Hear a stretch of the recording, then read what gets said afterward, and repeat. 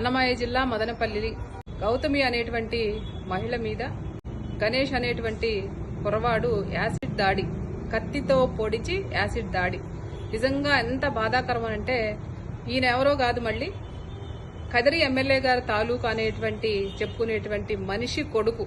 TDP కూటమి అనేటువంటి ఒక ప్రభుత్వం అండ చూసుకొని ఈ రోజు రెచ్చిపోతా ఉన్నారంటే మహిళలకి ఎక్కడ న్యాయం జరుగుతా ఉంది అనేటువంటిది మా యొక్క ప్రశ్న. రెడ్ బుక్ రాజ్యాంగం మీద ఉన్నటువంటి ఫోకస్ పక్కన పెట్టి ప్రజలకి, మరి ముఖ్యంగా ఆడవారికి భద్రత కల్పించే విధంగా. అందరికీ నమస్కారం. అన్నమయ్య జిల్లాలో గౌతమి అనే యువతిపై యాసిడ్ దాడి యావత్ రాష్ట్రాన్ని దిగ్భ్రాంతికి గురిచేసింది.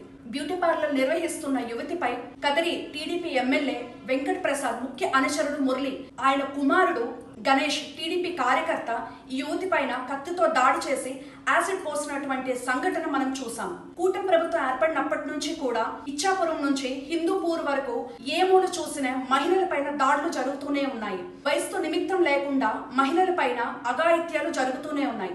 అంటే కూటమి ప్రభుత్వంలో మహిళలకు రక్షణ లేదు అన్న విషయం మనకి స్పష్టమవుతోంది. మరి గత ప్రభుత్వం జగన్మోహన్ రెడ్డి గారు ముఖ్యమంత్రిగా ఉన్నప్పుడు దిశ యాప్ ని మహిళా భద్రత కోసం, మహిళా రక్షణ కోసం దిశ యాప్ ని తీసుకొచ్చి తద్వారా లక్షలాది మంది మహిళలు రక్షణ పొందారు. అలాంటి